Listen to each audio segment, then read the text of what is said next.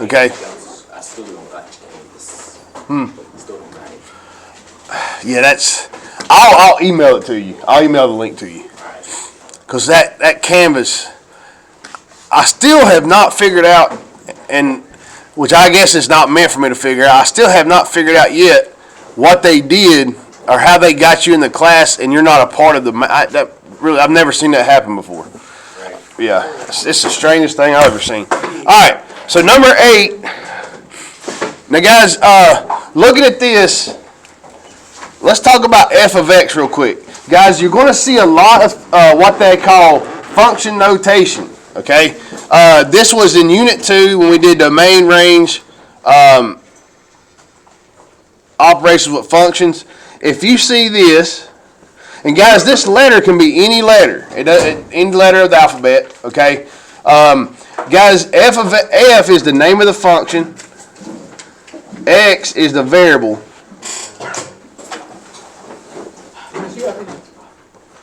Is the variable being used. Now, guys, as far as f of x goes, there's no math to be done here. It's just a name and your variable. Okay, so this function is named f. It's just like if its name was Chad, it would be Chad of x. That's what it would be called. Okay, the f is just his name. All right. Now, guys, looking at this, there's three different functions you learned about in Math 1. The first one you learned about was linear. And guys, you had a little bit of this last year as well, okay? Because you guys had a pretty good understanding of it. And then after that, we went on to quadratic. And guys, what makes this a quadratic is it's squared, okay? And guys, when you talk about, we'll talk about their graphs in a minute. And then the last one, and this is the last thing we did as far as function goes. Does anybody remember what that one is? Exponential. Okay. Now,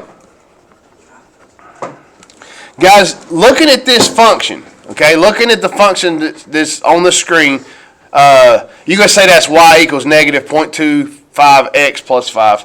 Does that look like a linear function, quadratic function, or exponential? Linear. That's linear, right? It's got the m is your slope, the x is your independent variable, the b is your y-intercept. Now, guys, y-intercept is also a starting point. Where does something start from? Okay, so the b value is your starting point.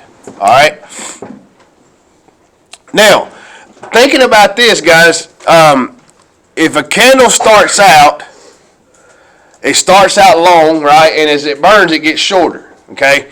So now, looking at this right here, it says that the function shows the height of a candle after so much time after it burns. Now, and what it's asking is, what is the meaning of the y-intercept? Well, this b is your y-intercept, or your starting point. Same thing. So if you graph that equation, it would be on the y-intercept would be 5. What is the meaning of the y-intercept here? Now, the what? The initial height of the candle, right? So looking here, guys, if you know what to look for, knowing this is the initial starting point, this is a positive 5. That is the initial height of the candle. That's what that would be. Okay. So if you know what to look for, that's a pretty easy question. So looking at number 8, that answer is A. That's the initial height of the candle.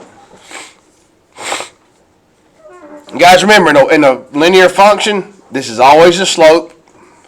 This is always the y-intercept or the starting point. Okay.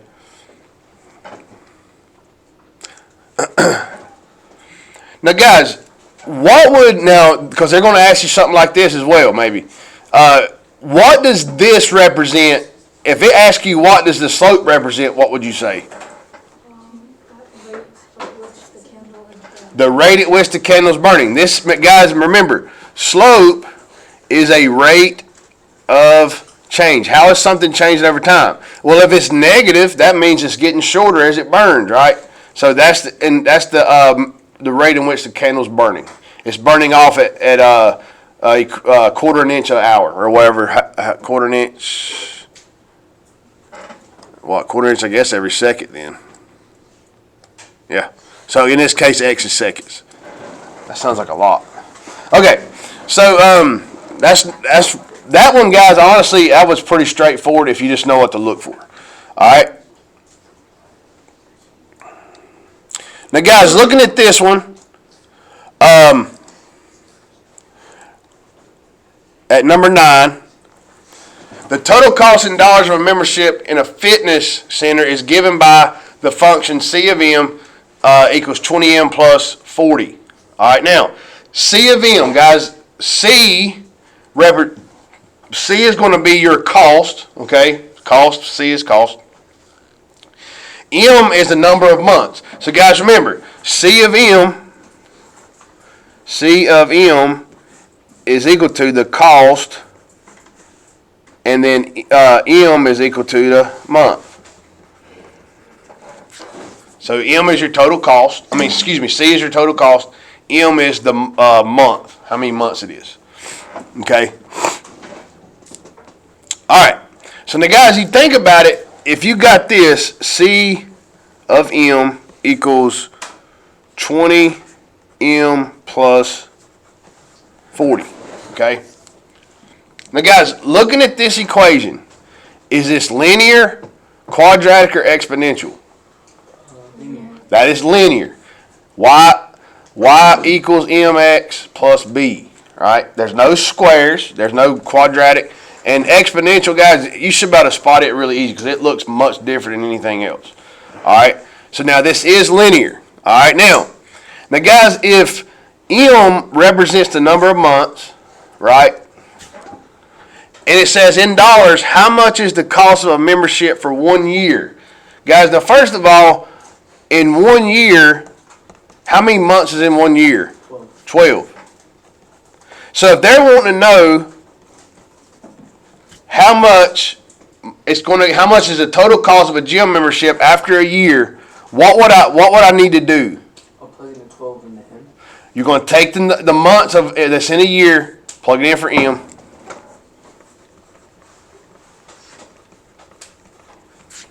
Okay. Now, guys, the way I do it, I go something that's easy to do. If I make that a 10 times 20 is 200. Well, and then if I times it by 2 times 20, that's 40, right? So that's 240. 20 times 12 is 240 plus 40. So the cost is $280. $280.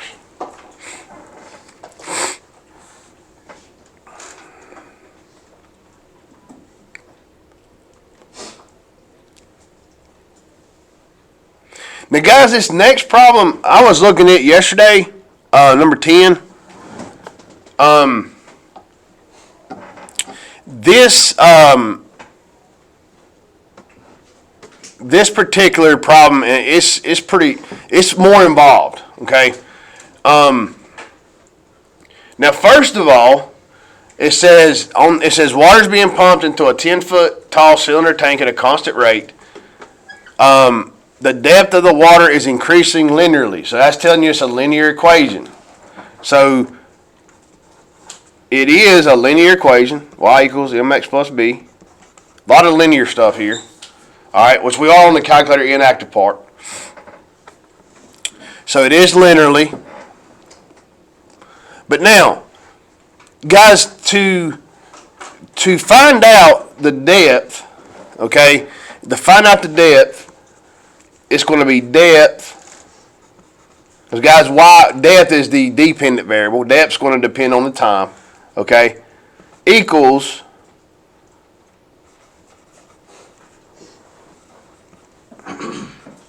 the rate of change, which is your M, times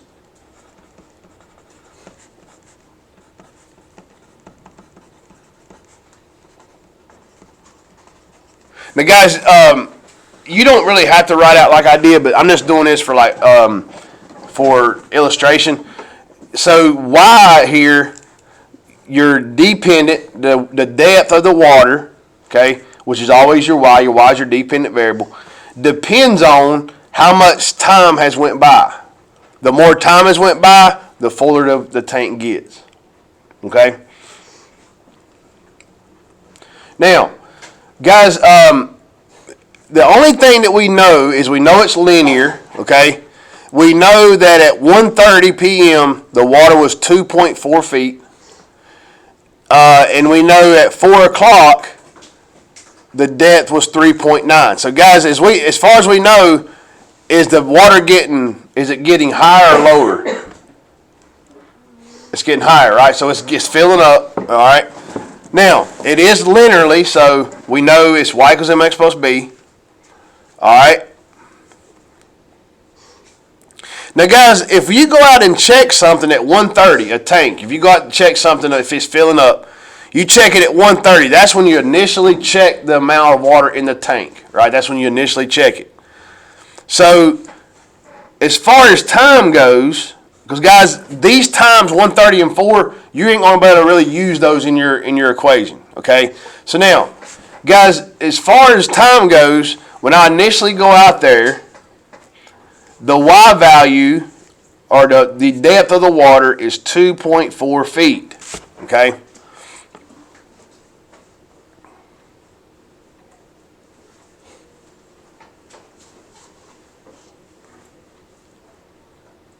All right. Now, guys, if at 1:30 p.m., if that's the first time you go out to check the water, how much time has went by? If that's the first time you went and checked the water, 2 hours and 30 minutes. well, does it really tell us? Does it really tell us when? Does it really tell us when the water started pumping in? Did it tell us that? No. So so if it didn't tell us the time it started, we're going to assume 1:30 is our starting point. So now we're going to assume 1:30 is our starting point. So I'm going to put 0 because that's the time this went by. Because I don't know if it could have started at 1:30. All right, they didn't tell us that. So we're going to start it at 1:30 as being 0 minutes or 0 amount of time. All right.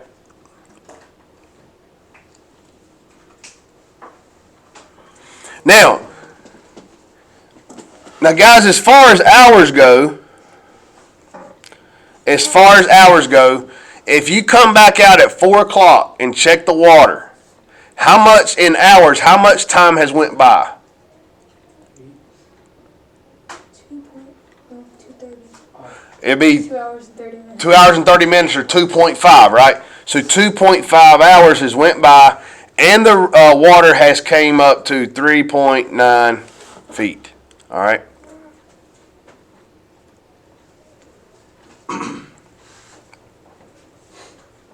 All right. So looking at this. Now, guys, what it wants to know is what is going to be the amount of water in it at 5 o'clock. Okay. Now, first of all, if 1:30 marked 0 hours, at 5 o'clock, how many hours has gone by at 5 o'clock? From 4, 1. 3.5, right? From 1:30. Okay, so 1:30. If I go up 3 hours, that's 4:30, right? If I go up another half hour, that's 3.5 hours. Do we know what the depth is at 5 o'clock? That's what they're asking for then. That's what they're asking for.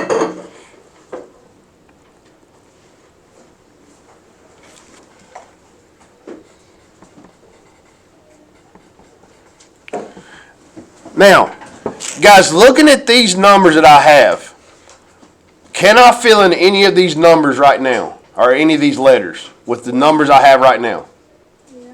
Which one can I do? 2.4 is what Y intercept. Right, good. So Y equals mx plus 2.4. Does everybody understand why that can be the y-intercept because that's where it starts. That's where it started at 0 time because we didn't know. Now, if it told us it started at 12, it would be different, but it didn't tell us that. All right. Now, how do I get the slope? This is the slope, right? How do I get the slope?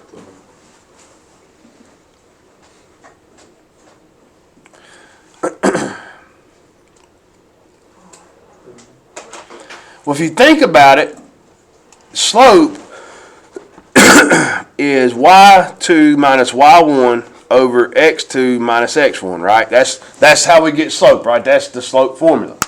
All right. Now, what we have here is two x and y coordinates, right? Here's one and here's one and here's one. So now, can I take those 2 points to find the slope in which it's, or the rate of change in the tank? I can.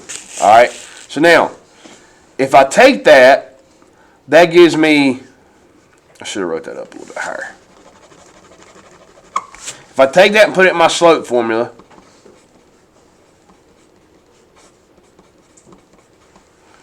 so 3.9 minus 2.4. All right, that's y2 minus y1. Okay. So I went from I did this minus this. So now if I started here, I got to come back here. I'm gonna do this minus this.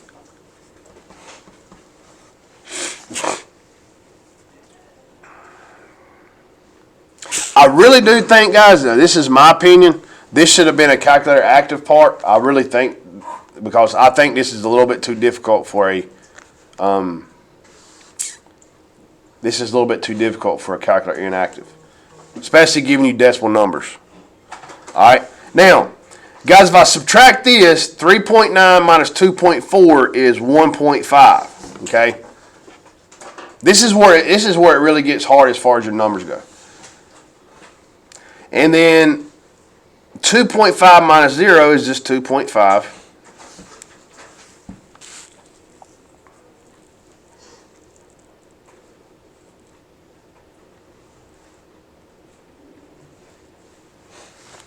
All right. Now, guys, if you think about it, can I reduce this to a lower terms? Can I factor something out of these numbers? Well, they both got a 0.5 in them, right? So how many 0.5s are in 1.5? 3. How many 0.5s are in 2.5? 5. 5, right? Because 5 times 5 is 25. So now, guys, that's going to be my slope, 3 over 5. All right, so now, y equals 3/5 plus 2.4. Now, do I have the x value to plug in? Yeah. Yes. It's the amount of hours at 5 o'clock.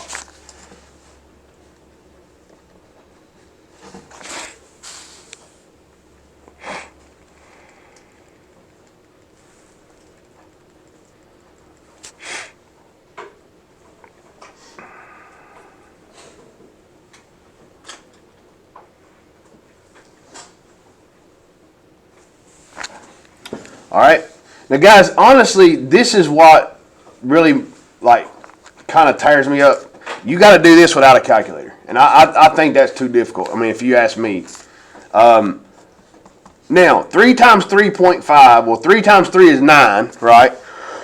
3 times 0.5 is 1.5, so 9 plus 1.5 is 10.5 over 5.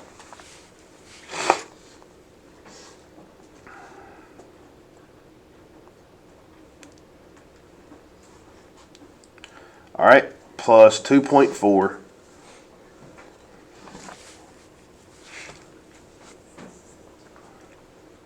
Now, guys, if you reduce this down, and like I said, I think this should be a calculator part. If you reduce this down, that's 2.1. 2.1.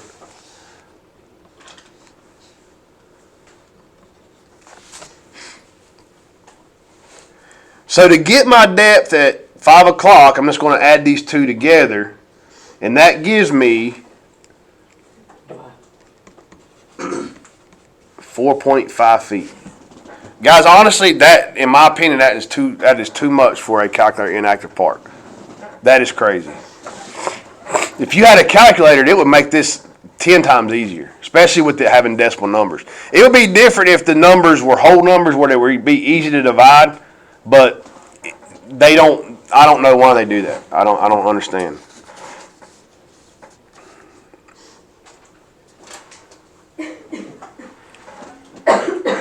All right.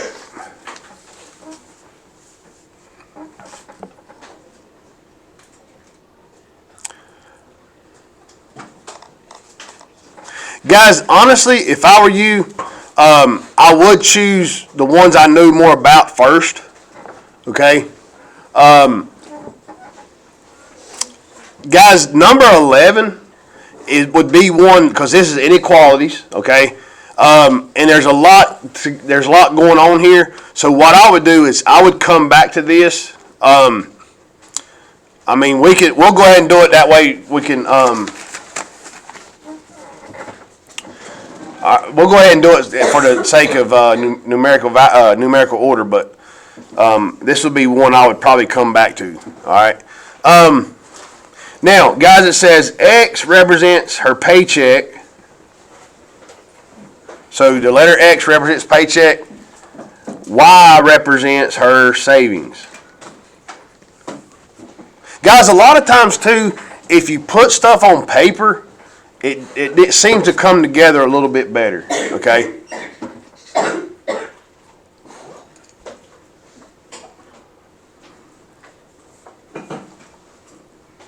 Okay.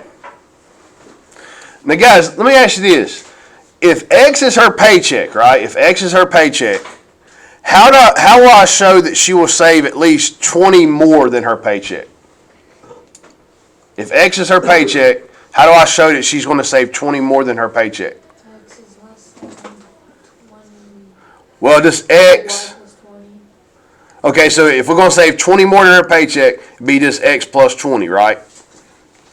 Paycheck plus $20. Okay? But now, what it says here is, it says Sally will save at least 20 more than half of her paycheck. Well, if this is her paycheck, how do I show half of her paycheck? Divided by 2 or 1/2, right? Which you'll see in a minute. 1/2 and divided by 2, same thing. Okay? And that's going to be her savings. Now, guys, if she says she's going to save at least that much, is that greater than equal to or less than equal to? If she's going to save at least that much. She could save more, but she's going to at least save that much. That's greater than equal to. Okay?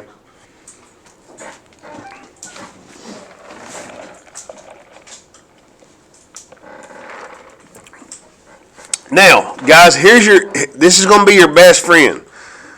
Looking at A, B, C, and D, which two is automatically disqualified just knowing this part right here, which way my sign is turned? A and C. A and C. Does everybody see that? The two that is not going to be a part of is A and C. So it's going to be between B and D. Okay? Now, looking at the second part, it says she can save at most, she may not be able to, but she can save at most $80 more than 2/3 of her paycheck. So now,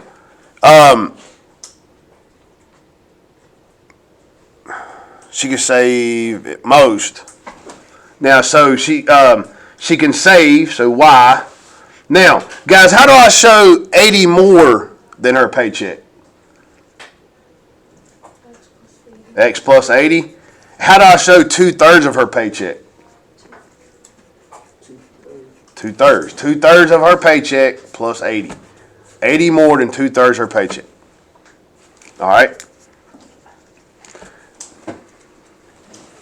So she can save, remember, Y is her savings, 80 more than 2/3 of her paycheck. Okay. Now, guys, if she's going to save, what is she's getting a parameter of how much she's going to be able to save. She knows she can save at least this much, but she's not sure she can save this much. So what will be which way will the sign be turned here? Less than equal to or greater than equal to? Less than equal to. I know I can save this much, but I'm not sure I can save this much. So it's going to be between those two numbers. All right. Now, looking at B and D, that's really not, let's see.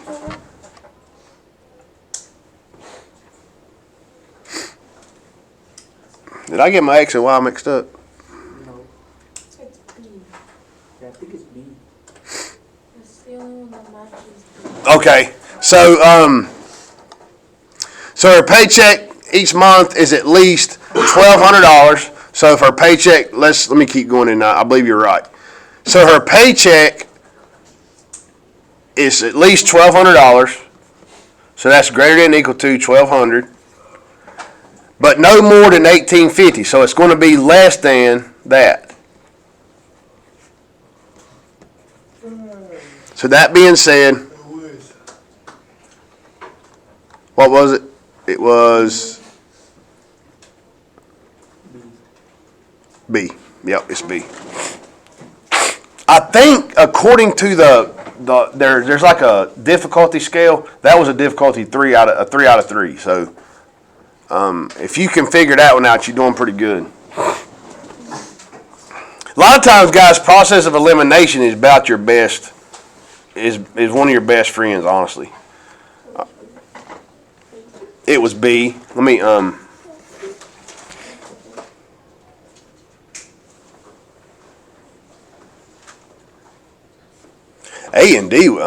and C was way off.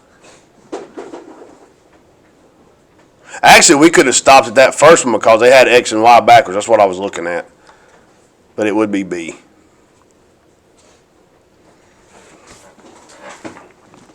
Now, guys, number 12 is a literal equation, okay?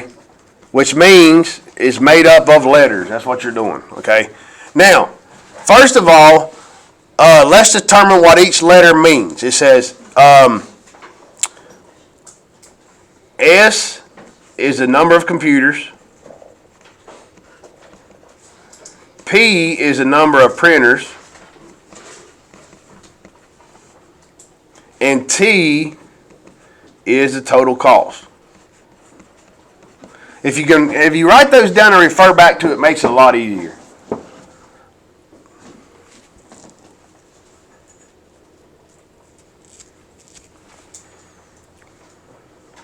Okay, so let's read the question. It says, which formula can be used to determine the number of printers purchased? Okay. Now, first of all, guys, the number of printers purchased is P, right? So if you're trying to determine this needs to be by itself, which all the questions have P by itself anyway. Okay. If you're trying to determine this value, then it has to be by itself. All right.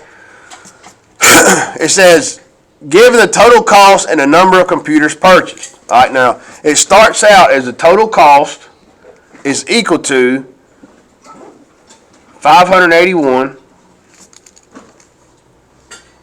times the number of computers plus 150 times the number of printers. Now, guys, in this equation, what's 581 stand for? Purchases of computers. That's the cost of each computer, right? Cost of each computer times the number of computers, because this is total cost, right?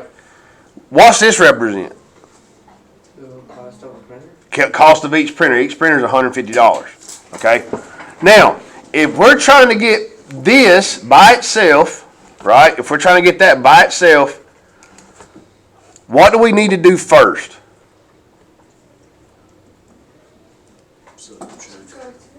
Yeah, you need to subtract. Now, this needs to stay over here by itself, right? Because P needs to be by itself.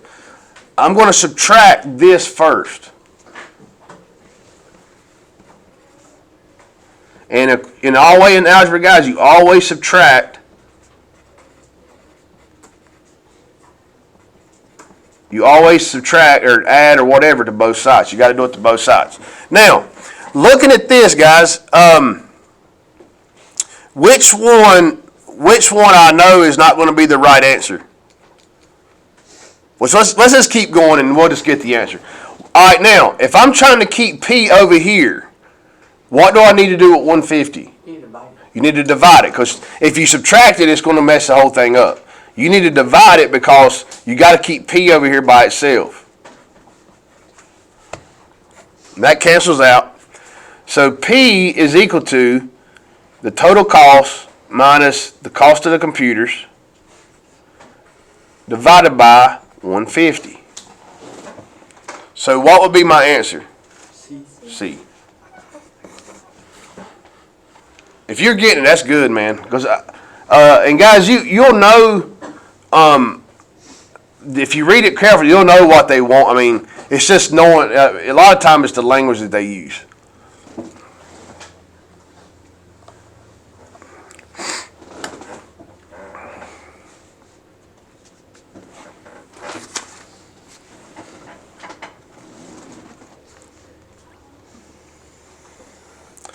Let's see where we at now.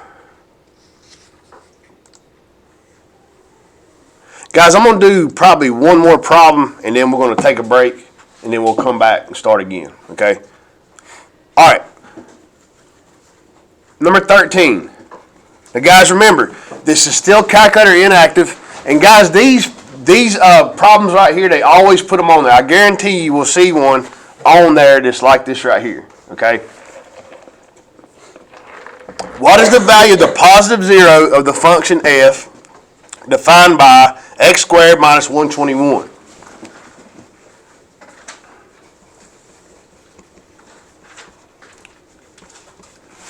Okay.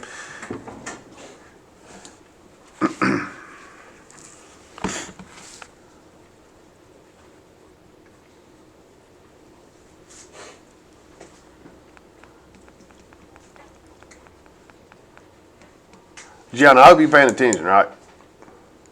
All right. All right, now, guys, look at this right here.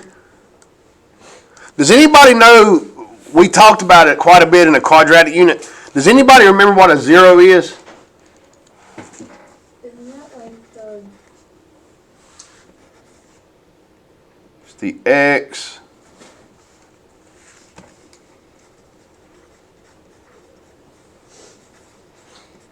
x-intercept, right? A 0 is an x-intercept, okay? Guys, get this in your head now, because I know once you get out of high school, you ain't going to need it anymore. But for every math you take in high school, if you see this word right here, that means an x-intercept. If it says the word 0, it is an x-intercept, okay? And you'll find out in Math 3, there is something called real and imaginary zeros, but 0 99% of the time means an x-intercept. That's what that means, okay? So now, since this is calculator inactive part, we're going to have to figure out what x is, okay? Now, guys, this is actually pretty simple. Does anybody remember if this is a quadratic, what it has to be equal to solve for x? It has to be a 0. Guys, that's quadratic. And if you're solving for zeros, it has to be equal to 0. X squared minus 121 equals 0.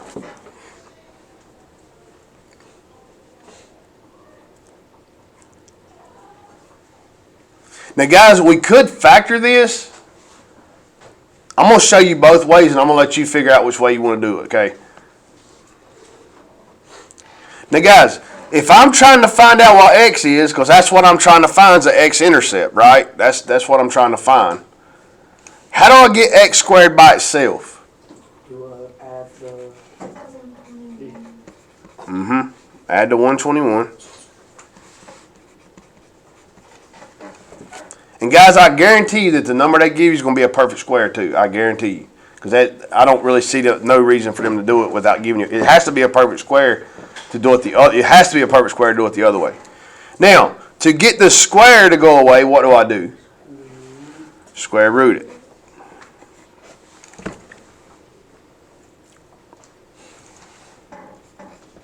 Now, guys, when I do the square root of something, what do I have to put in front of it?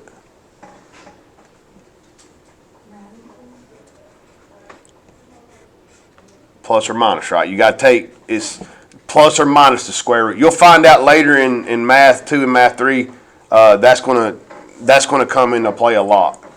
But when you take the square root of something, it's plus or minus. It is plus or minus over here too, but guess what? Those cancel out, right? Because square and square root cancel each other out. Now, does anybody know what the square root of 121 is? It's 11. Who said that? Oh, good.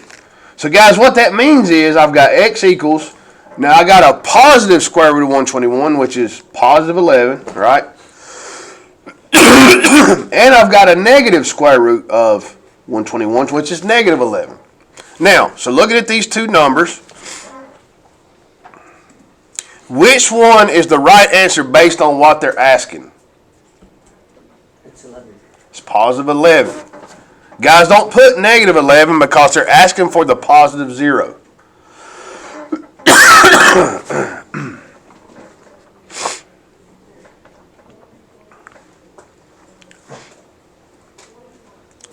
Now, guys, let me, does everybody see that this is a binomial, right? It's two terms. Binomial means two terms. And it's got a minus sign in the middle. Everybody see that, okay? We learned back in the quadratic unit that if you've got this, if you've got a perfect square, both your terms are perfect square, and there's a minus sign. Good God. We all shut that door right there. You loud. You factor it by doing that method, okay? So what that means is, with x squared minus 121, that's a perfect square, that's a perfect square. This is a squared, this is b squared. So what I do is, guys, if I take the square root of x squared, what do I get? Just plain old what? X.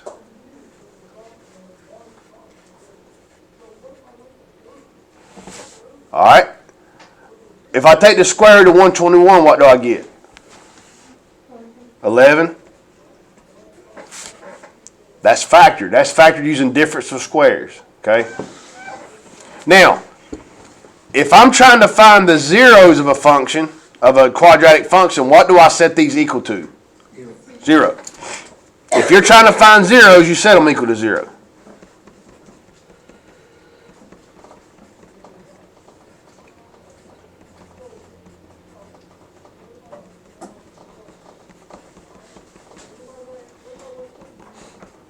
So guys, that gives you the same answer, okay? Now, of course, the negative 11 is the one you don't need. The positive 11 is your answer, okay? That's just two ways of doing it. They may ask you what's equivalent to this. They may ask you what is equivalent to this right here. Well, the factors of it is the equivalency of the binomial, okay? All right, guys, I'm going to pause it right there. And I'm going to give you some time.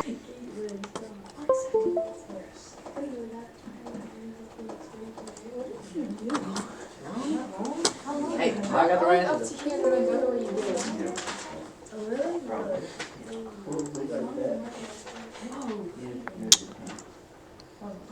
All right, so let's go ahead and get back started. Now, so we stopped at number 13. I was scrolling down. Let's see. 13. Okay, guys, this one's really, this is one of the easier ones on here, I would say, that I've seen. Now, on number 14, now, guys, what you have is you have one equation. Oh, shoot. You have one equation in standard form. Now, guys, standard form, when I say standard form, is AX plus BY equals C. Okay? That's standard form of a linear equation. Okay? So that's standard form. Okay? Now, you also have something. They have it's kind of like y equals mx plus b, but it's got the x in your y-intercept backwards. Okay, so now, guys, if you've got two equations, everybody understand I have two equations on the screen, right? Everybody see that? If you've got two equations, what you're dealing with is a system of equations. Anytime you have two equations in Math 1, that's what you're dealing with. Okay? Now, guys, now this is about the time I got COVID, but you learned a method Mr. Robinson taught you called substitution. Now, guys, what they want to know is they want to know what is the value of x. Okay? Now, guys, notice that this bottom equation is equal to y, right? So that's telling me that y is equal to this right here. All right? Now, if I know y is equal to this, what can I do with this expression right here to find out what x is up here? You can plug it in for the y up in this. Exactly. If you know that the y is equal to this, then you can take that expression and plug it in for y. Remove the y completely and put that expression in. Guys, I would always put it in parentheses. That way, so I take the y out, plug in 1 minus x because that's what y is equal to. So, guys, one thing I see a lot of students do that gets them confused, they keep the y in there. When you're substituting something in for a variable, you have to take the variable out. You can't leave the variable in.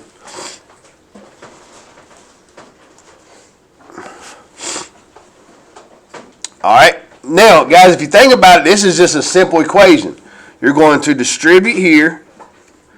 That's 5x plus 4 minus 4x equals 1. So if I distribute that, that's what I got. Okay.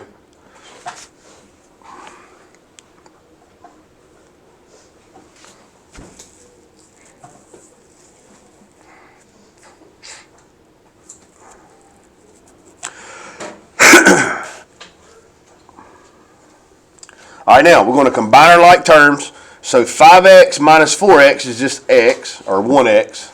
1x or just x.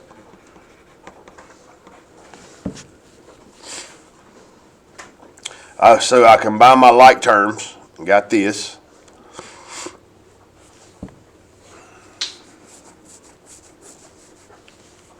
All right, now, guys, if we're trying to find out what the value of x is, then all we got to do is get x by itself. So we're going to subtract 4. That cancels out. So the value of x is negative 3.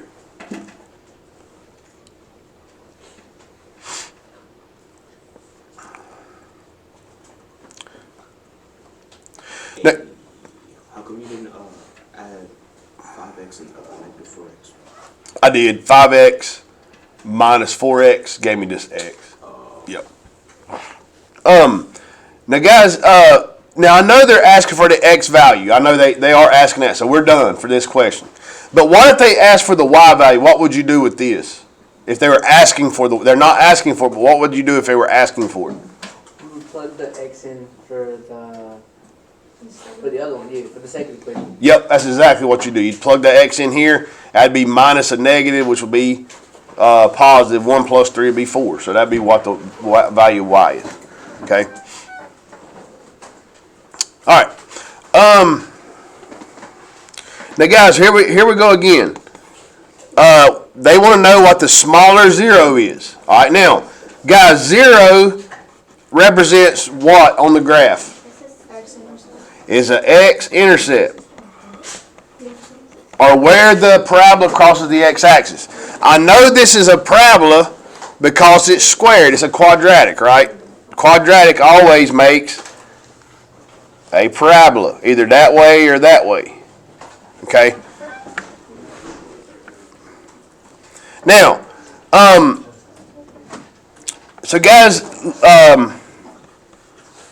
looking at this, I wish we could have spent more time on quadratics, but with they already shortened the semester was already short, and then I missed 6 days, so that didn't help anything.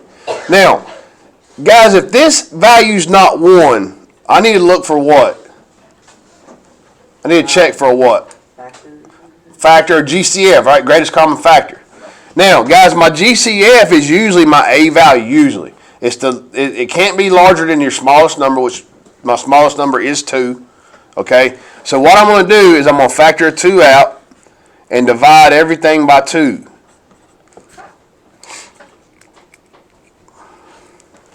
That gives me x squared minus 4x minus 12.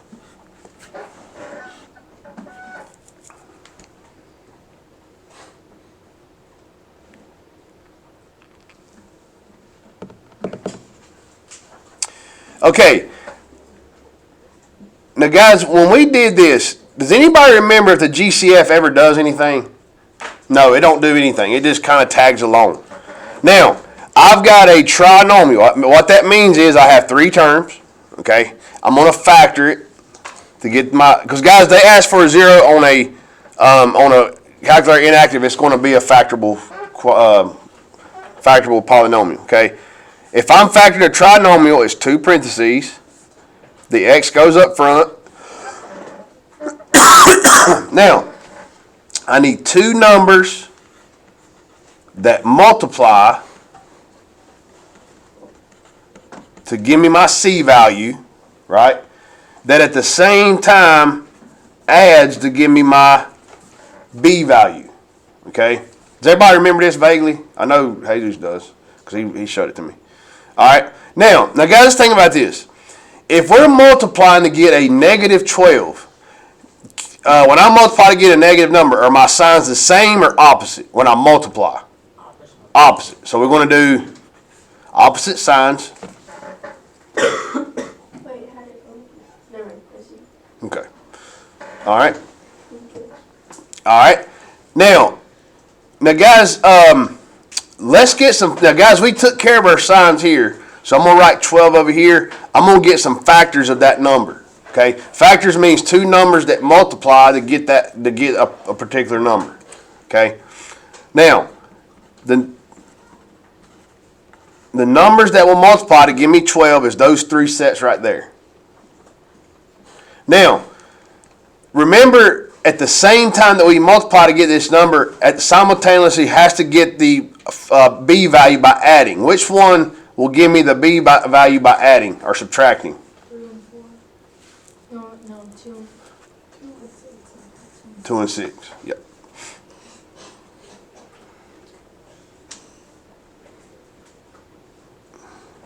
All right.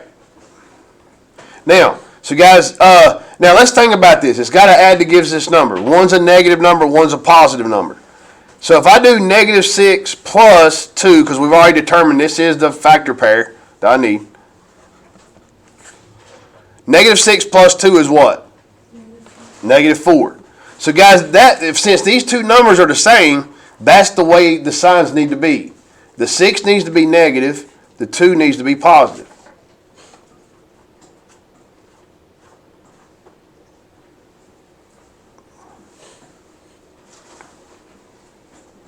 Now, to get zeros, guys, my factors always get set equal to what?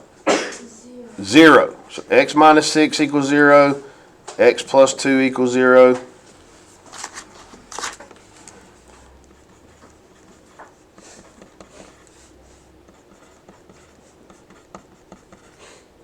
Now, guys, which one of these is the smallest 0? Negative 2. So negative 2 is the answer.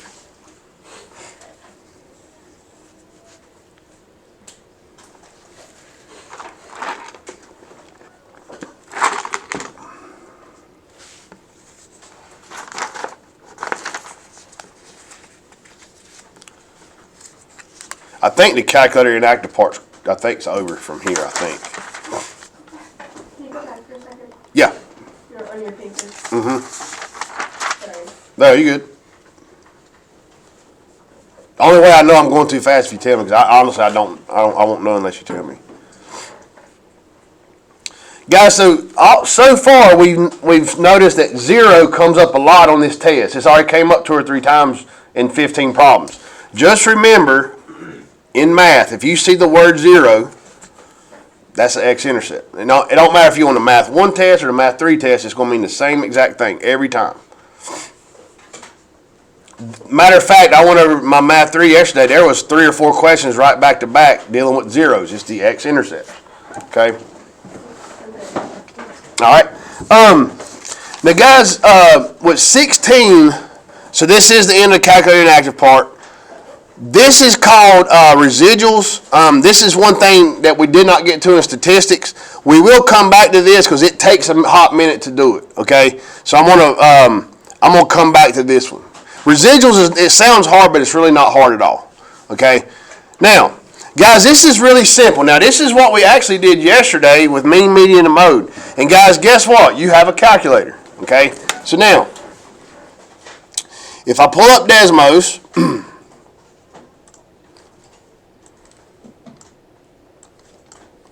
All right, now, guys, it says a set of 9 data points is shown below. So, guys, if you count those numbers, there's 9 numbers. Okay, which statement is true if a 10th data point of 45 is added to the data set? So it tells you to add a 45 to it. Okay, so now, here's what you're going to do. You're going to add a table. Remember that from yesterday. All right, and you're just going to type those numbers in. You ain't got to put them in no certain order. You're going to let the Desmos do everything for you. Guys, if Desmos can do it for you, that's what I'm going to show you because it's going to make your life a lot easier and it's more accurate. So check your numbers. All right, now, guys, what you want to do is you want to see what the mean and the median is of this first data set. So now, from here, guys, you're going to pull up your own online keyboard. You will have the exact same calculator on your test. Okay? You go to statistics. Now, I'm going to put the mean. Guys, does anybody remember what goes in this little parenthesis here? X. X. Subscript 1, right? All right, so now. And then down here, I'm going to put the median in. Wait, oop. Nope, don't want to do that in. And I'm going to also put X. All right, now. So, guys, what I would do is I would write those numbers down. So, it's 8. What number is this? This is number 17. So, what I would do, I'd write my mean is 8.2. All right, going back to Desmos again. And my median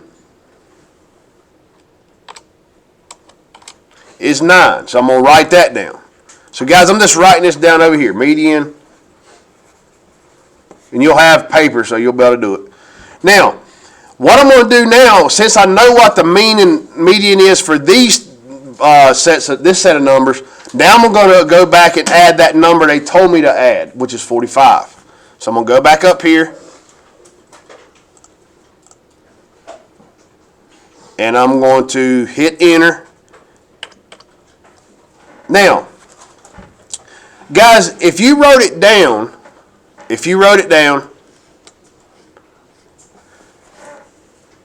here's what, with the original data set,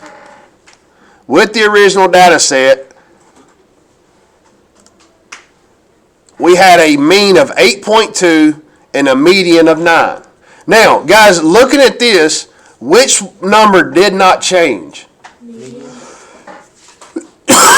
The median did not change. So notice, just take a note of that. So let's go back over here. Did the mean change? Yes, it changed, right? It changed. It went from 8.2 to 11.9. Okay, so it did change. It did increase, right? It increased. So now, looking at my answer choices, it says A, the mean and median will both increase. Is that true? No, because median stayed the same. All right. So what we need to do is go down through there and see which one has about the median staying the same. Guys, if you notice, C is the one that has the median staying the same. It says the mean will increase, which it did, and the median stayed the same. So the answer is C.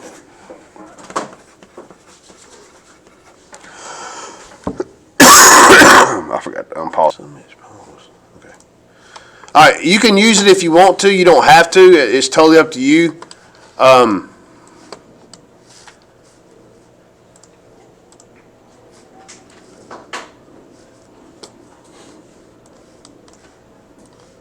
This thing going all kind of different ways. All right. Guys, you see that there's two sides. We got an expression on one side equal sign and an expression on the other side. Okay? Let me show you how to do this. What we're going to do is you ain't going to do anything to the equation. You're just going to put it in just like you see it. All right? Now, I'm going to put the left side, start with y equals the left side. Now, I'm putting it in just like I said. I'm not changing anything about my equation. I'm not combining any like terms. All right, so I put the left side equal sign in the first row. Y equals that expression in the first row.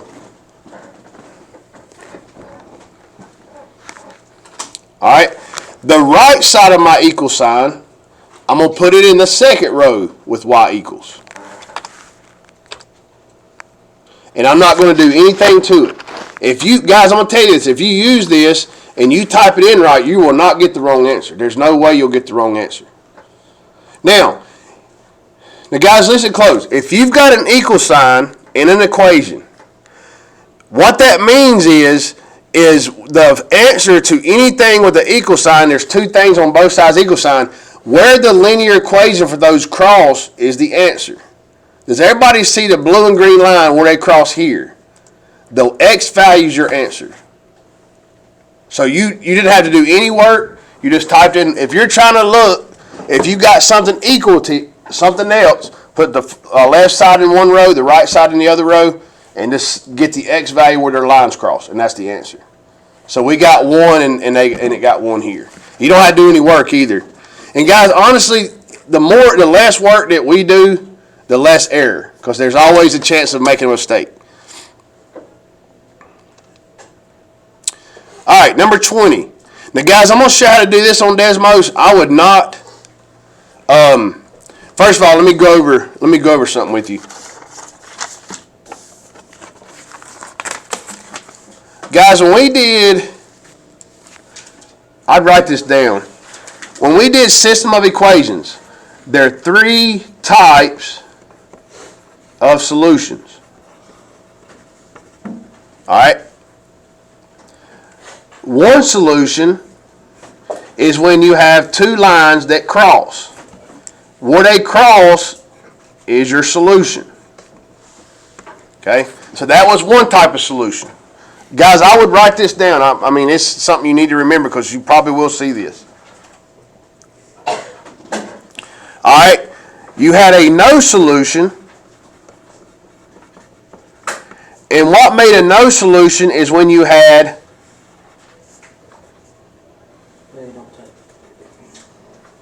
guys, what kind of lines are those? Parallel. Parallel lines is no solution. Because guys, remember, the solution is where the lines cross or touch each other. Okay?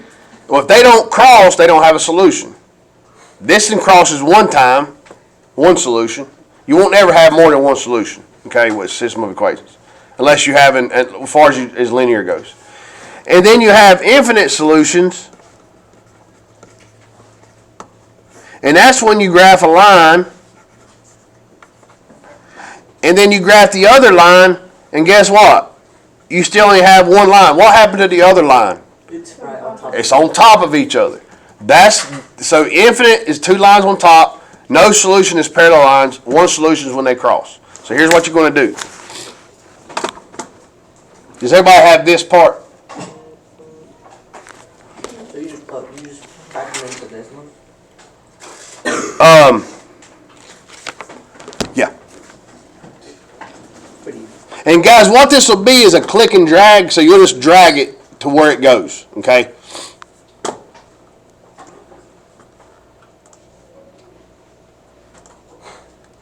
All right, so what I'm going to do, guys, remember, you can't put more than one equation in each row. So, and guys, one thing good about Desmos, you could type it in just like you see it. You don't have to do anything.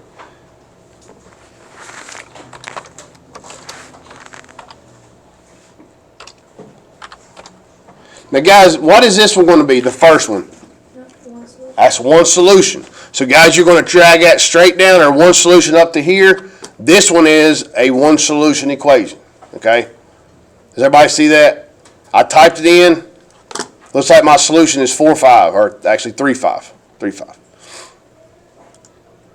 You can only have one solution with two linear. You won't have anything besides a linear system of equations. So I would drag one solution up to here.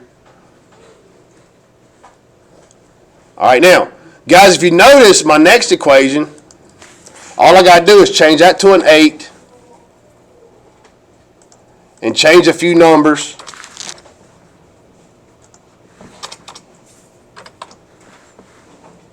How many lines you see, guys? 1. Look at it.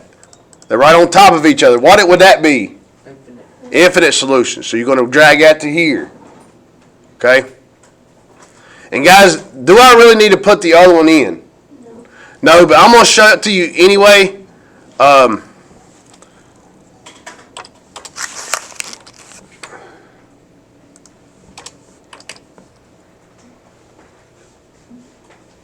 Guys, you can already tell by looking at this that that's going to have the same slope, because look at your x and y values. It's going to have the same slope. Guys, that's two parallel lines, so that would be no solution. So you drag the no solution up to here. Okay?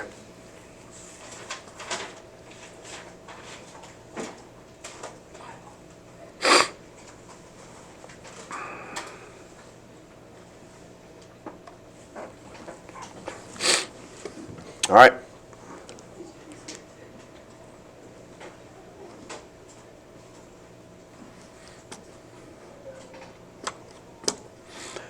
Now, guys, it says, which equation represents the line that is perpendicular to the graph? Okay.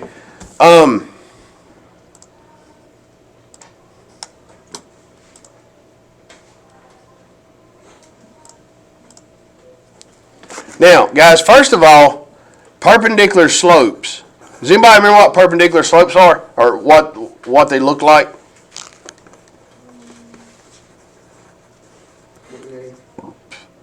They will meet perpendicularly. The slope, they are opposite reciprocal. So, guys, in a nutshell, what that means, if you've got a slope of -2, a perpendicular slope would be +1/2, because that's -2/1, right? The opposite parts, you change the sign to positive, or if it's negative, and if it's positive, you change it to negative. And then you just flip the fraction. Reciprocal part is you flip the fraction. All right, guys, this is how I would do it. You can do it any way you want, but I guarantee you that this is very apparent on Desmos, okay? And guys, what this means, that's a geometric symbol.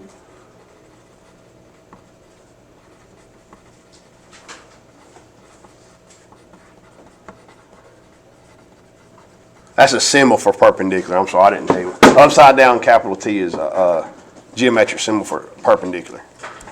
Okay. All right. Now, so guys, what I would do is go to Desmos, and I would type my given equation in. So my given equation is 4x plus 3y equals 9. Okay? Now, guys, let's think about this a minute. Is that a negative or positive slope? Negative, right? Because it's going, if you look at it, guys, we always read a graph from left to right. From left to right, if I'm driving my car, am I going downhill or uphill? Downhill from left to right. You never read right to left. All right, now, So first of all, if I get a graph, if I'm going to get a graph, it can't have a negative slope. If it's a perpendicular slope, it's going to have to be a positive slope from left to right. Okay?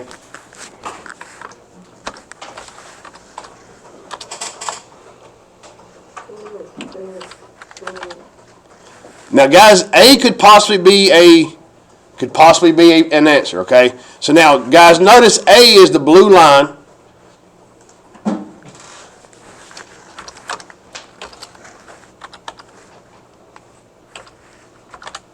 Now, guys, can the green line be, if the red line is my original, can the green be a possible answer?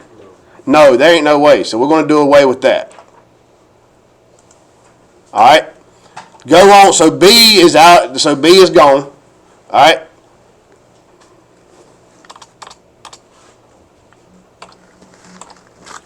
Can the blue line, let's see. Let's double check. Wait a minute, I messed that up. Negative. All right. Oh, it is. That was the first one, though. I actually evidently hit two negatives. All right, so 3x.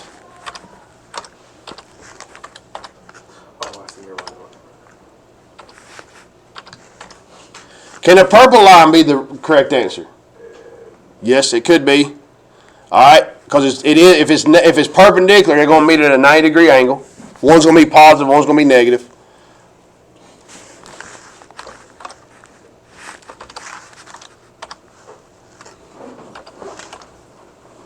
Can the black line be a possible answer? No. So, guys, we know that B and D are incorrect. So that's gone. So the only two it can be is A or C. Now, guys, these are both perpendicular lines, right? They meet and make a cross or make a plus sign. All right. Now, what's the other thing it has to do? It has to pass through -2, 3, right? So now, what you could do here, come down here, guys. This is the way I would do it. All right. Does everybody see my x value is -2? Okay. So come into the fourth row and type in x equals -2. X equals -2.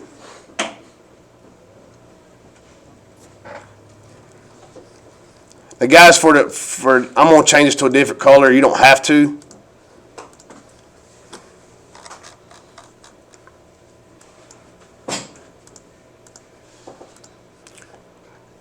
So, guys, what is the answer here? What was it? A and C, the one that we had left? It's A. A is the answer. Because, guys, the purple line, which is C, meets at -2, 0. All right? Or it meets at, it meets at this decimal over here. Go away. All right. It meets at the decimal line over here.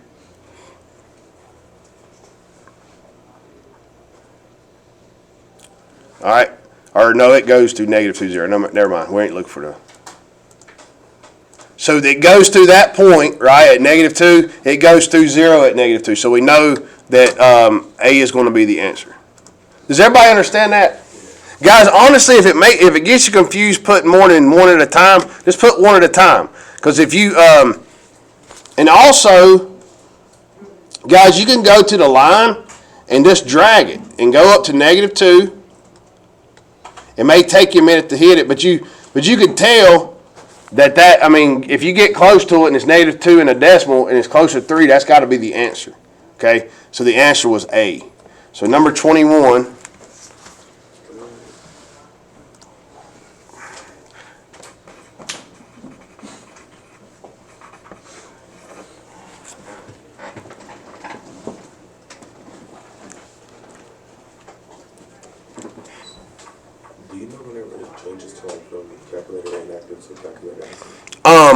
It stopped calculator inactive after like number 15. Yep. Yeah, because it started at 16. We didn't do 16, but it started then.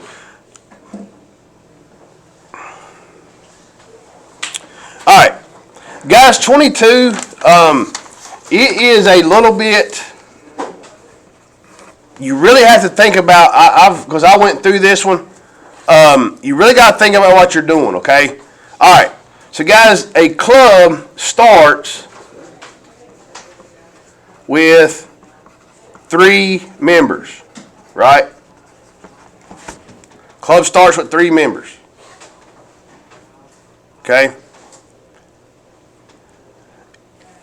Each month, so month 1, all right, now this is what we start with, right? This is month 0. The club just opened, starts with 3 members. If those 3 members bring a guest with them, or 1 new member, after the first month, how many am I going to have? How many people? 6, right? All right. In month 2, if all 6 of them bring a member, how many am I going to have? 12. All right. In month 3, if all those bring a member, how many am I going to have? 24. Now, guys, notice this. If the month, the actual month is your, I mean, think of it as an X value, and these being the Y values, the number of members. Guys, I'm multiplying by 2 each time to get to the next number. Okay? Does anybody remember which type of equation? Exponential. Awesome. If you're multiplying to get to the next Y value, that's exponential.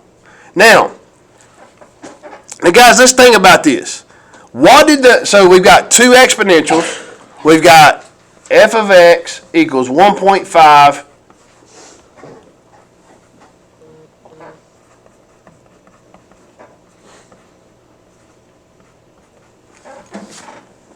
Now, guys, let's think about this just a minute.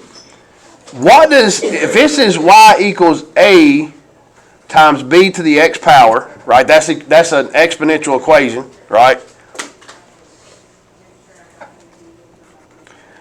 If a is the starting, guys, in an exponential equation, if you've got a parenthesis and it's got a number in front of it, like this, that is the starting amount. That's what you start with. So, guys, how many members did it start with? So, what's my answer? D. Guys, is this even a relevant answer here? Can 1.5 people start?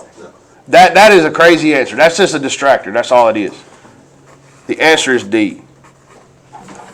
We knew it was exponential because we was multiplying by 2 each time.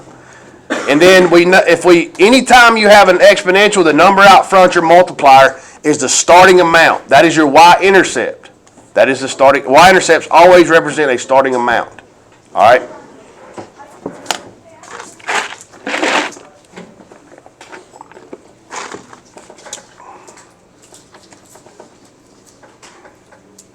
How many people thought that question was pretty easy?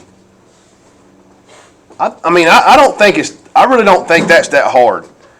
The only thing you really have to remember, Mal did a great job, is just remember, if you're multiplying to get to the next number, that's an exponential function.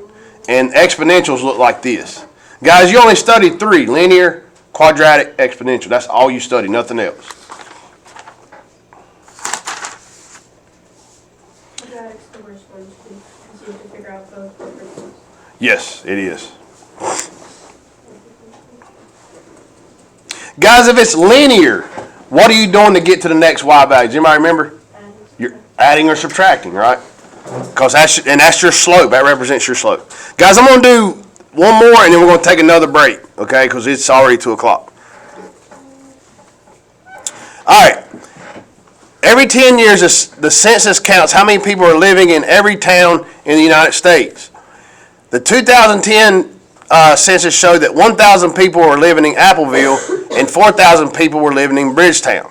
All right. Now, guys, let's think about Appleton has 1,000 people, right? Has 1,000 people. Guys, what I would be thinking right there, that's my starting amount. A lot of times you need to make sure you understand what your starting amount is. That sometimes can, in Bridgetown has a starting amount of 4,000.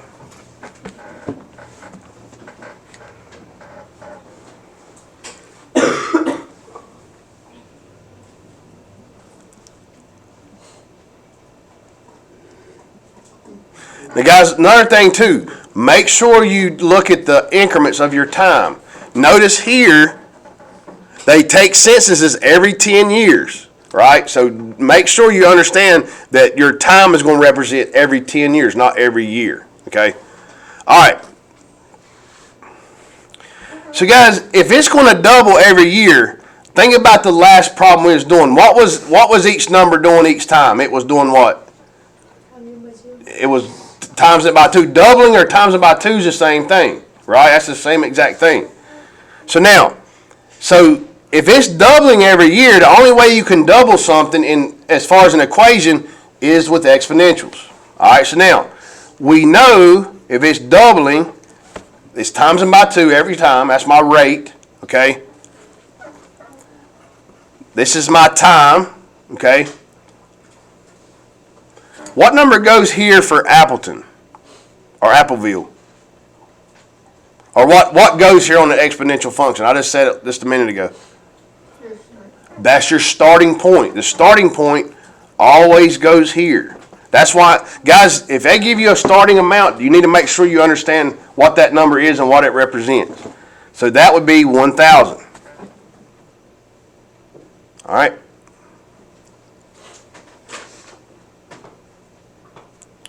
It says the Bridgetown is predicted to increase by 1,000 every 10 years. So, guys, if they're increasing by 1,000, are they adding or multiplying by 1,000?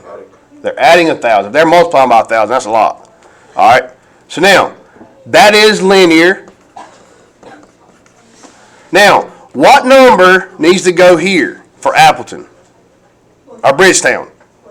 4,000. 4,000. That's it, because that's its starting amount. The starting amount is 4,000 people in the 2010 census. All right. What is my M for Bridgetown? 1,000, right? It's whatever being added to get to the next number, right?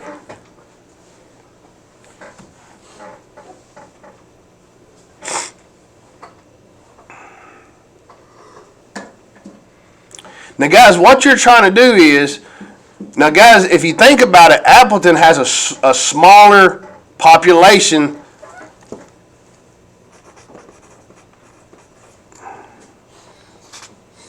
So this is Appleton and this is Bridgetown. All right, now, so if I go to Desmos,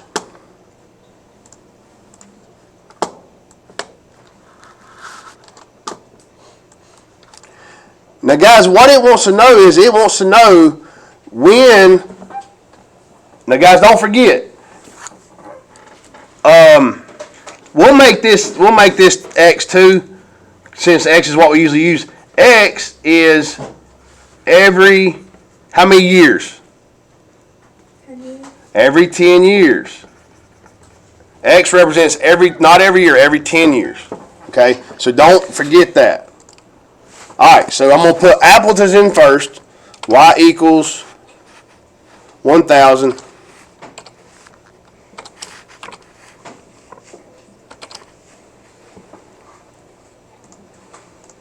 And guys, you will not see that on your graph more than likely, but all right, now 1,000. Now this is and then I'm going to put Bridgetown in the second row.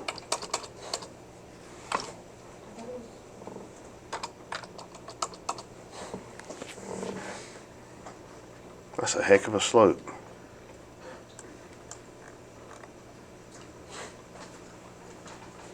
No, that's is that right? Okay. All right.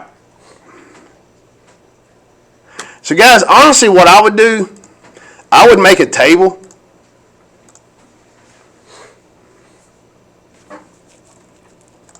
Guys, anybody remember how to make a table? Go to edit list, duplicate, and on the second one, make you a table. I always like to.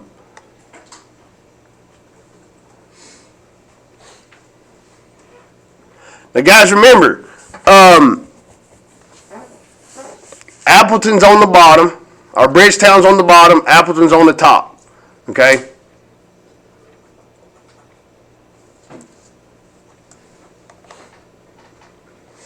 I'm going to click this off right here because we're not needing the graph anyway. Okay?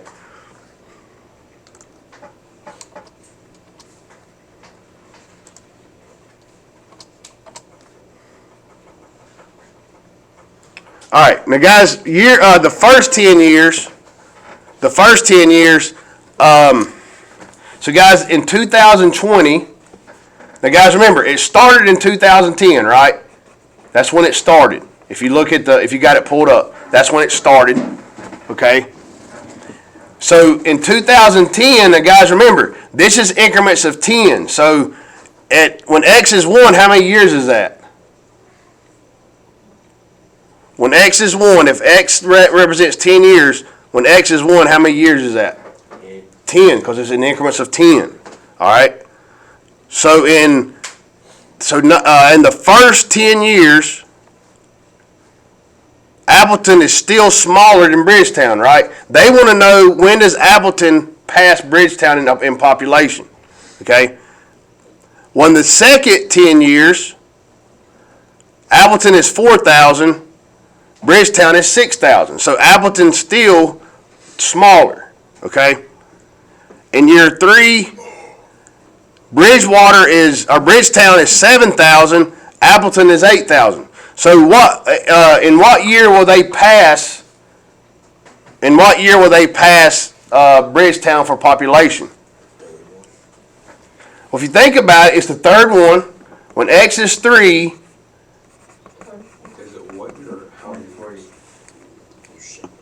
Do what? 2040.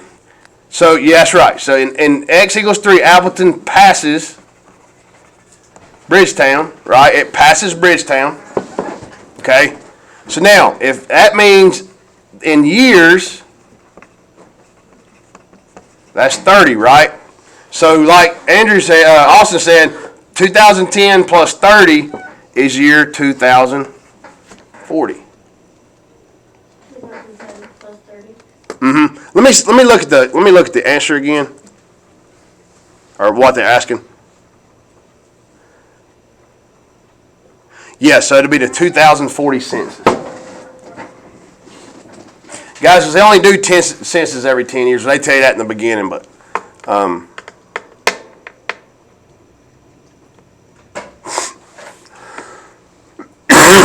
lot of times if you can get your equation and know what they're asking for, that's the hardest part.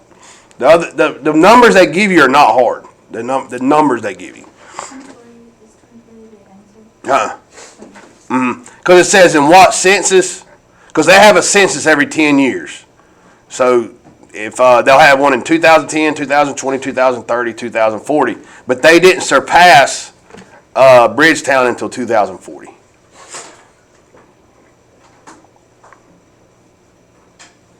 All right. So, guys, we're going to stop right there. I'm going to pause it, take a quick break. We'll probably start back about 2:15. All right. Guys, let's keep going. What number? That was 23. Shh. Guys, let's focus back. All right. You got... We got about 24 minutes left. Well, actually, less than that because I got to figure John's grade. Oh my God. All right, 24. It says the first store charges a $12.50 per month membership fee plus $1.50 per month or per movie rented. All right. The second store has no membership fee but charges $3.50 per movie rented. Okay. What is the minimum number of movies a person would need to rent in a month for the first store to be a better deal? Okay. First of all, guys, I found this out. I've been looking through these tests and stuff, if you see per there, I mean, 9 out of 10 times that's going to be some kind of linear equation, and that's your slope. So the first one, I know that if I got $1.50 per movie,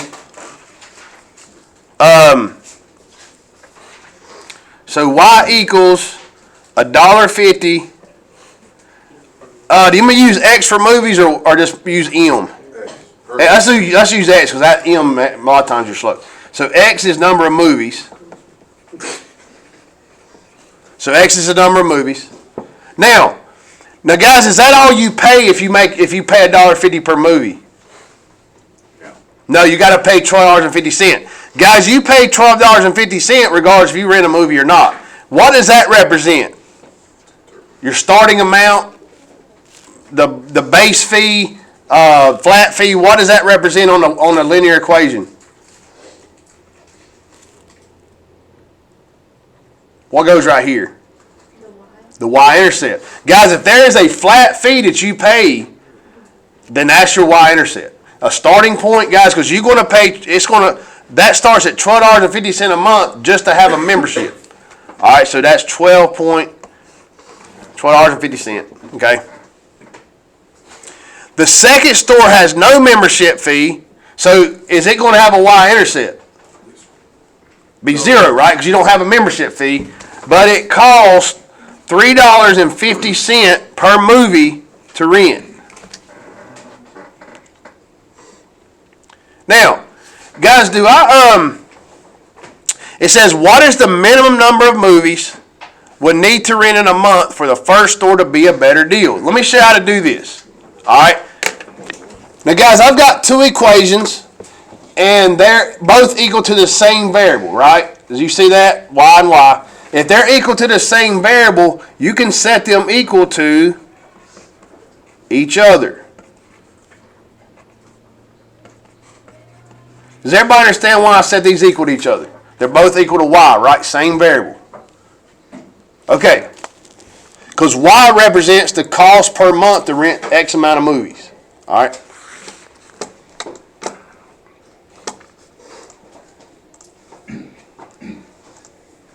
Did you unpause your video? I did. Okay. Now, guys, if I've got two equations, do I put them in two separate rows or all in the same row?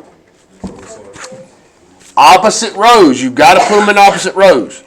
Row 1, row 2, or row 1, row 2. Put a y equals there too.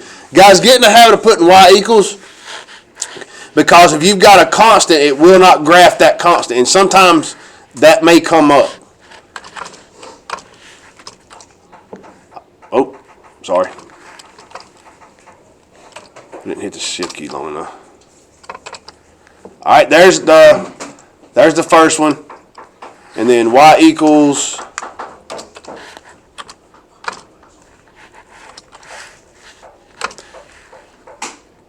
All right.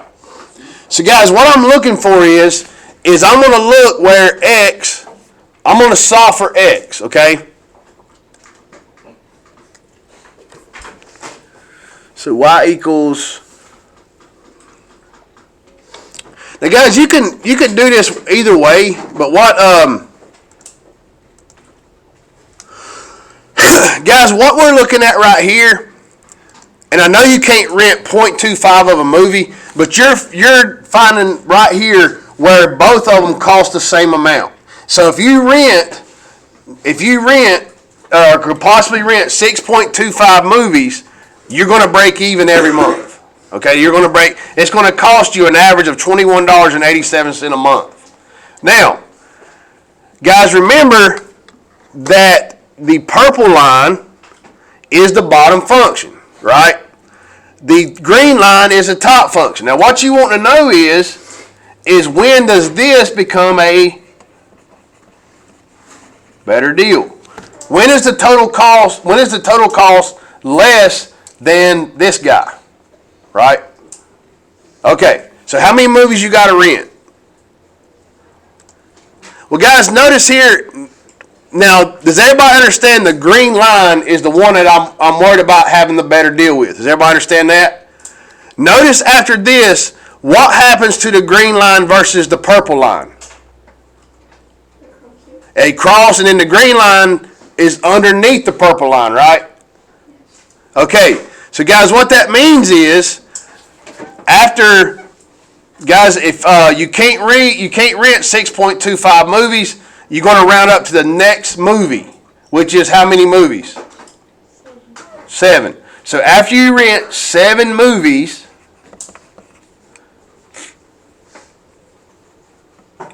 I'm going to call Plan A the best deal. This is A, this is B. Or guys, you could do it that way. You could duplicate it, go to a table. If you like looking at numbers better, that's fine. The only thing what's going to happen though is you're going to run into it's going to be hard to get all of it on one screen.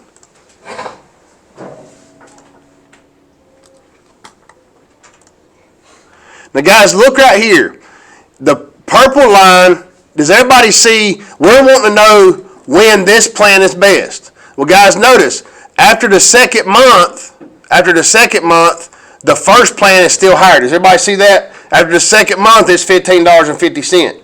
After the second month, the other ones is only $7. So if you keep going,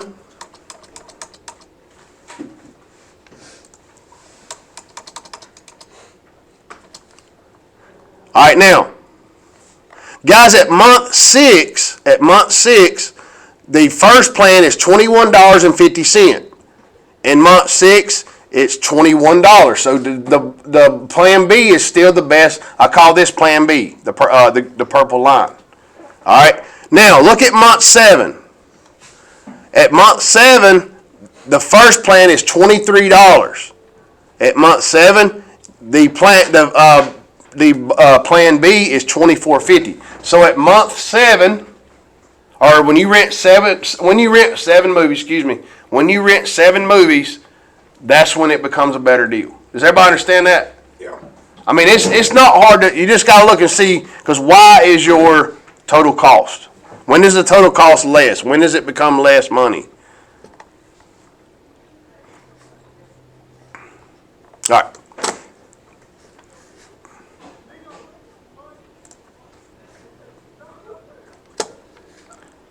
So what is the minimum number of movies somebody would need to rent per month? Your answer would be 7 movies.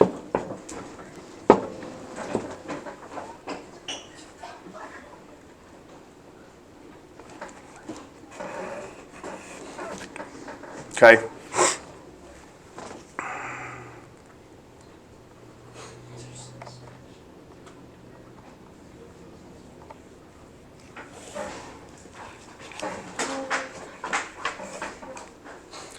Guys, look at 25.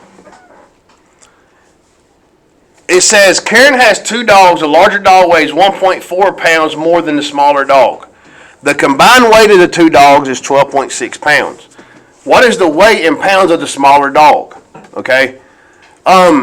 Is there any way, do you think there's any way to find an answer with only one equation?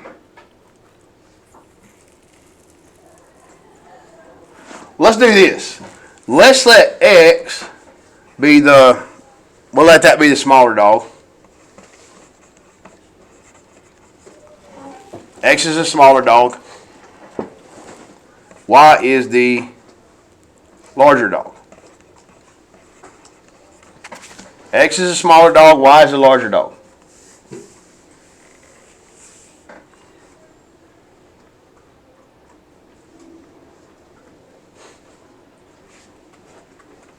Now, guys, is it true that if the larger dog is 1.4 pounds more than the smaller dog, then I could do this. The larger dog is equal to the smaller dog plus 1.4.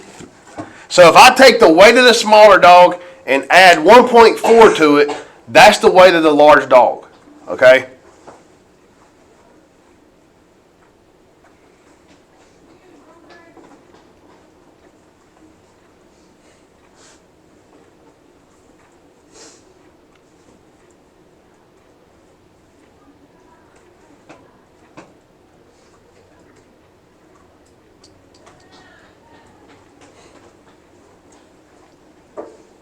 All right. Now,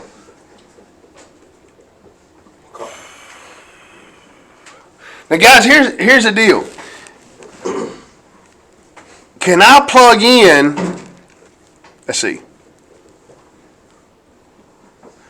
Can I plug in 12? Okay. So now, it says the combined weight of two dogs is 12.6. Can I plug in 12.6 here and get the right answer? For Y.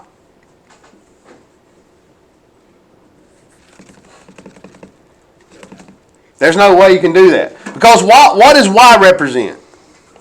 The Larger dog. Does a larger dog weigh 12.6 pounds? No. So now, what you're going to have to do is you're going to have to do this.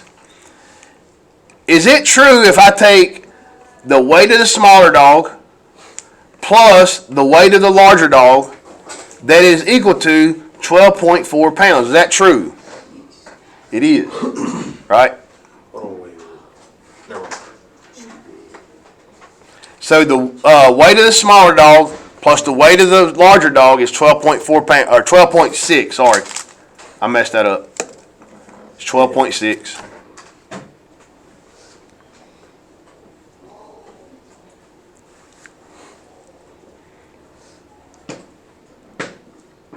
All right, now, guys, you can solve this by hand. How would you go about solving this by hand? Substituting it. You would substitute it, right. It'd be X, and I'm going to take my Y out, right? I'm going to take my Y out and put it as X plus 1.4 equals combined weight of 12.6. couldn't you just estimate what it would be? No. That is, honestly, Makai, that would not be you could do that, actually. You stupid. You could. You really, I mean, it may take you a hot minute, but you could do it. There's nothing wrong in math. People sometimes frown on like what I call plug and chug, but if it works, it works. All right, now, if I combine my like terms, I just can drop my parentheses. That's going to be 2x plus 1.4 equals 12.6.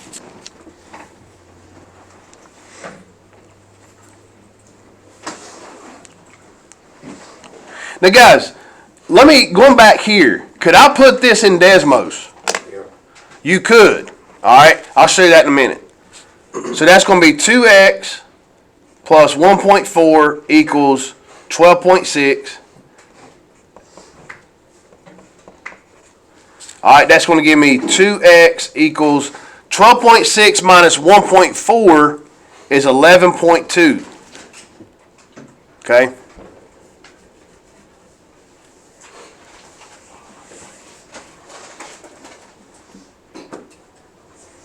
Then to get x by itself, that is 5.6 pounds. So what is that telling me? What is the weight in pounds of the smaller dog? Guys, remember the smaller dog was X. Well, we solved for X and got 5.6. Okay. Now, let me show you one thing. Guys, now this is a tough question because you first of all put it on paper what's the large dog and small dog, but then a lot of people will plug in 12.6 here and that's not right. Okay, that large dog is going to, or the small dog is going to weigh way too much. All right, now going back down here. Hold on. Wait. Going back down here, if I put that in Desmos. Guys, I can go all the way back up to here. Guys, I'm going to put that in row 1 and put this in row 2. So y equals x plus 1.4.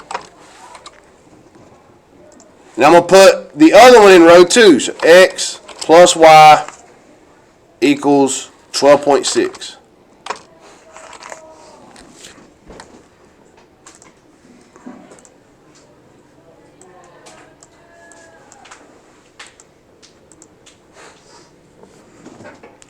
There you go.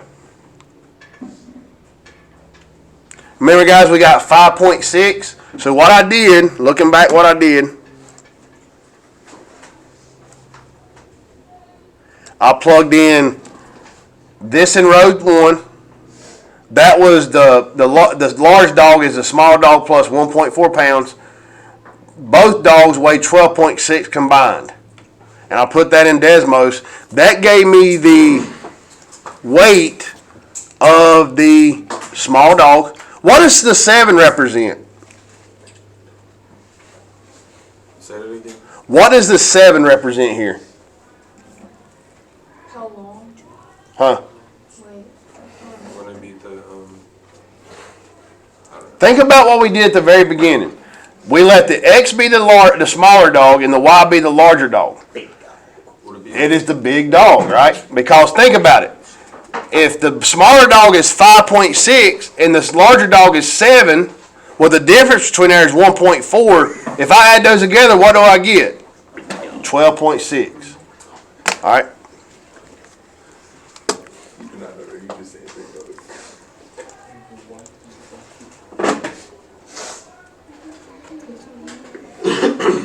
Guys, I'm going to stop right here. It's going to be the last one, and there's really no math to it if you know what to look for. Number 26.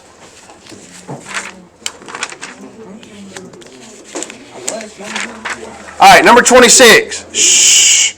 Which can be modeled by a linear function. All right, guys, looking at A. The amount of money Y in an account after X years earning 4% interest compounded annually. Guys, if you see compounded or interest, that is not a linear function. That's exponential. All right. B, the monthly cost Y to use a cell phone for X minute at a rate of 4 minutes per minute. Excuse me. It is B. right. Guys, honestly, if you see per, that's a linear equation. More than likely, it's a linear equation. All right. So B is the answer. And guys, if you see a percentage, percent, that is some kind of exponential function. That's not going to be a linear function. It's not going to be a quadratic function. Jay, what's that? Oh, that's right here. Yeah. That's just they gave it to us at the first year. Well, what's wrong with it? I don't know there's a boo. Can't do my grade. Yeah, what you got, buddy? I got a 45. Jay, what are these for? The first 9 weeks? Oh wait, first number. I can pull you up right here. Jay, What happened with these? what happened to the books that we worked with? These. Man, we're gonna take one for the team on that one. Oh, I still have it in my backpack.